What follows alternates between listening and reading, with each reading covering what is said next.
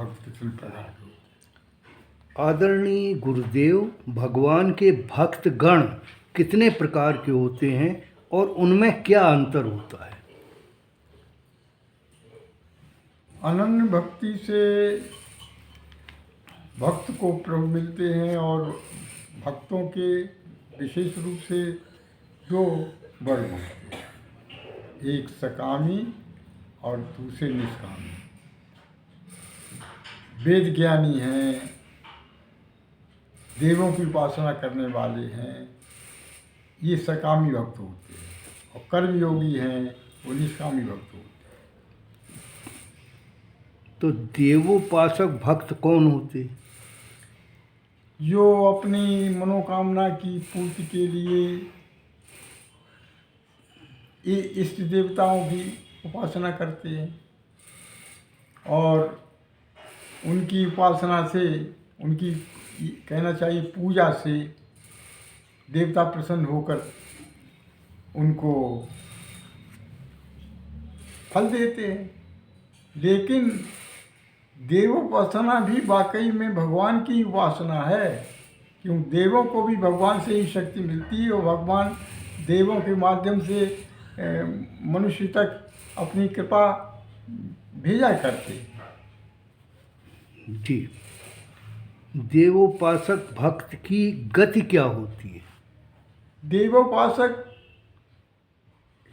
मृत्यु के बाद अपने इष्ट देव के लोक में जाते हैं। कोई चंद्र लोक में जाता है, कोई सूर्य लोक में जाता है, कोई पितर लोक में जाता है। जैसे जिसके इष्ट देव होते हैं उन्हीं लोकों में मृत्यु के बाद उनको गति प्राप्त होती है। तो देवोपासकों के अलावा अन्य भक्तों की क्या गति होती है? अन्य भक्त भी अगर जिस देवता की उपासना करते हैं उसी के लोक में जाते हैं। प्रभु के लोक में प्रभु के उपासक ही जाते हैं।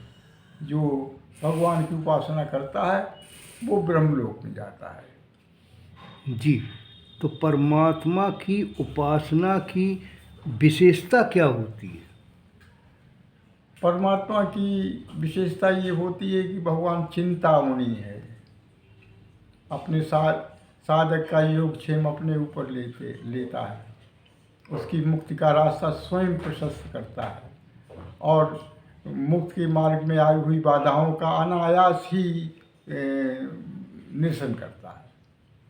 तो परमात्मा को भजने से परमात्मा मिलता है, परमात्मा का लोक मिलता है, परमात्मा के लोक में निवास मिलता है, परमात्मा की कृपा मिलती है।